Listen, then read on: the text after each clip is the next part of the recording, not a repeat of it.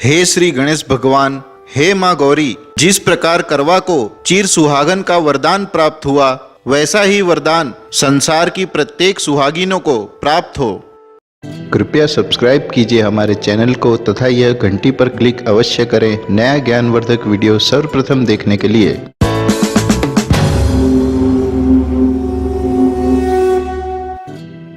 नमस्कार दोस्तों, मैं विनोद पांडे आपका हार्दिक स्वागत करता हूं आपके अपने YouTube चैनल पर। सुहागिन महिलाओं के लिए प्रत्येक व्रत तथा त्योहार महत्वपूर्ण होते हैं, किंतु करवा चौथ का व्रत सर्वाधिक महत्वपूर्ण तथा लोकप्रिय होता है। वैसे तो कई बालिकाएं विवाह से पूर्व भी यह व्रत रखती हैं, किंतु विवाह के पश्चात का प्रथम व्रत अन्य व्रतों से भिन्न होता है, क्योंकि विवाह के पश्चात पहली दिवाली, पहली होली या पहला जन्मदिवस हो, उसे अत्यंत हर्षोल्लास तथा धूमधाम से मनाया जाता है। अतः नवविवाहित महिलाओं के लिए करवा चौथ का व्रत भी अत्यंत आवश्यक तथा महत्वपूर्ण होता है। करवा चौथ का व्रत कार्तिक मास के कृष्ण पक्ष की चतुर्थी के शुभ दिवस रखा जाता है। इस दिन प्रत्येक सुहागिन महिलाएं अपनी पति की लंबी आयु के लिए व्रत रखती हैं। महिलाएं संपूर्ण दिवस निराहार तथा निर्जल व्रत रखती हैं तथा संध्या काल में चंद्र दर्शन तथा पूजन करके ही अपना व्रत तोड़ती हैं। किंतु आपको पता होना चाहिए कि व्रत के पूर्व कुछ महत्वपूर्ण बातों का ध्यान रखना अति आवश्यक है, विशेष रूप से उन महिलाओं को जिनका यह पहला करवा चौथ का व्रत है। करवा चौथ का व्रत जितना कठिन होता है, उतना ही इसमें सावधानी भी बरतनी पड़ती है। अतः आज इस वीडियो के माध्यम से हम आपको बताते हैं कि करवा चौथ के दिन क्या क्या करना चाहिए तथा अन्य महत्वपूर्ण जानकारी एवं सावधानी।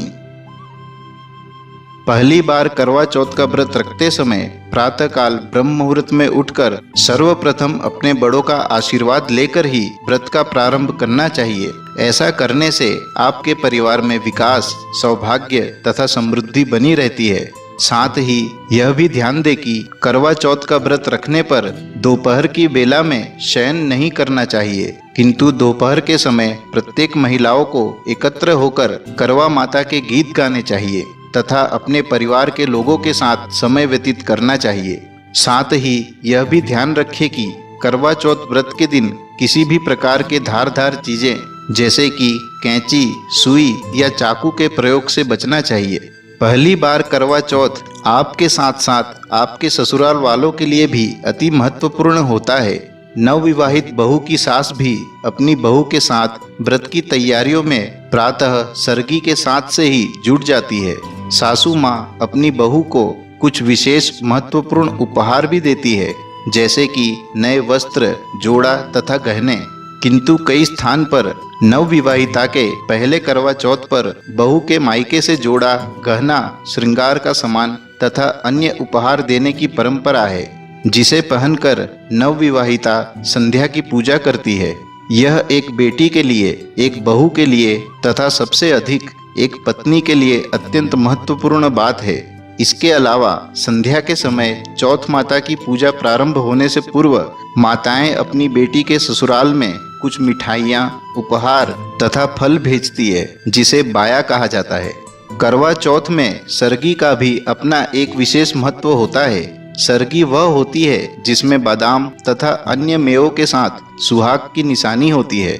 सरगी के रूप में व्रत प्रारंभ करने से पूर्व सास अपनी बहू को कुछ मिठाइयाँ तथा नए वस्त्र एवं श्रृंगार का सामान भी देती है।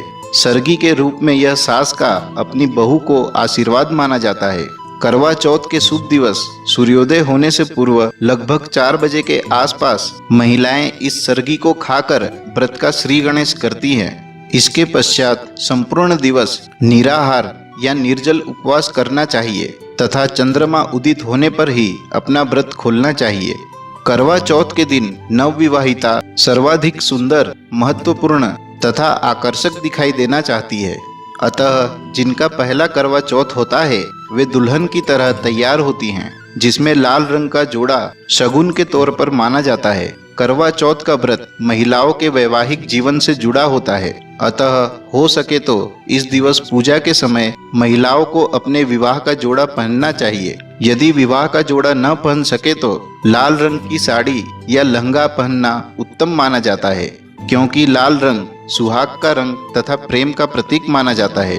अतः करवा चौथ के दिवस अधिक से अधिक लाल रंग का प्रयोग करना चाहिए।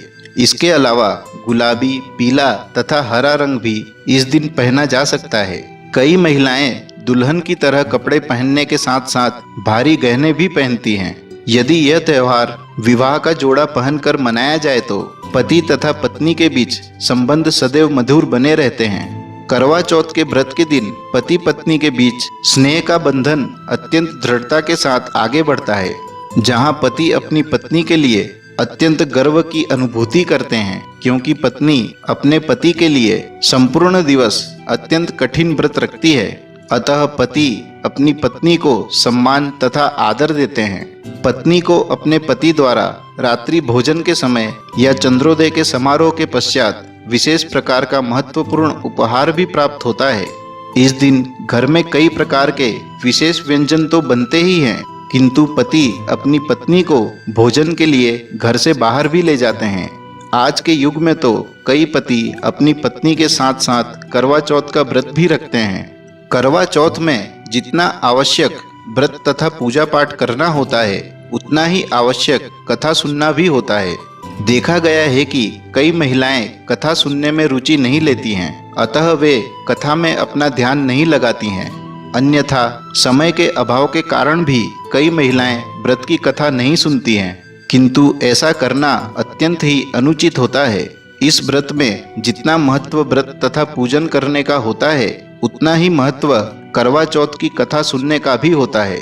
अतः प्रत्येक महिलाओं को पूजा करते समय ध्यानपूर्वक व्रत की कथा अवश्य सुननी चाहिए। कथा कई महिलाएं एकत्र होकर भी सुन सकती हैं। साथ ही यह भी ध्यान दें कि पूजा के समय चंद्रमा दर्शन से पूर्व करवा चौथ के गीत तथा भजन कीर्तन भी गाना चाहिए। करवा चौथ पर इस बात का अत्यंत महत्व होता है। करवा चौथ माता के गीत तथा भजन गाने से आसपास का वातावरण शुद्ध तथा पवित्र हो जाता है तथा पूजन का पूर्ण फल प्राप्त होता है। भजन को आप अपने आस पड़ोस की महिलाओं तथा अपने परिवार वालों के साथ कर सकते हैं। संध्या के समय स्त्रियां पूजा करके चंद्रमा को अर्घ्य देकर अपने पति की पूजा करती हैं तथा उनके हाथ से पानी ग्रहण करके अपना व्रत खोलती हैं। करवा चौथ के व्रत में चंद्रमा की पूजा का विशेष महत्व होता है। सनातन हिंदू धर्म के अनुसार चंद्रमा को भगवान विष्णु जी का रूप माना जाता है तथा चंद्रमा को लंबी आयु का वरदान प्राप्त हुआ है। चंद्रमा में सुंदरता, प्रेम तथा लंबी आयु जैसे विशेष गुण पाए जाते हैं। अतः प्रत्येक महिलाएं चंद्रमा को देखकर यह कामना करती हैं कि यह प्रत्येक गुण उनके पति में भी आ जाएं। हिंदू धर्म में सफेद तथा काले रंग को अशुभ माना जाता है। अतः करवा चौथ पर सफेद तथा काले रंग के वस्त्र ना पहनने का प्रयास करना चाहिए। साथ ही करवा चौथ पर भूलकर भी किसी सफेद रंग के पदार्थ का दान नहीं करना चाहिए, फिर चाहे वह भोजन का सामान ही क्यों ना हो, जैसे कि दूध, दही, पनीर। इन प्रत्येक पदार्थों का दान देने से बचना चाहिए।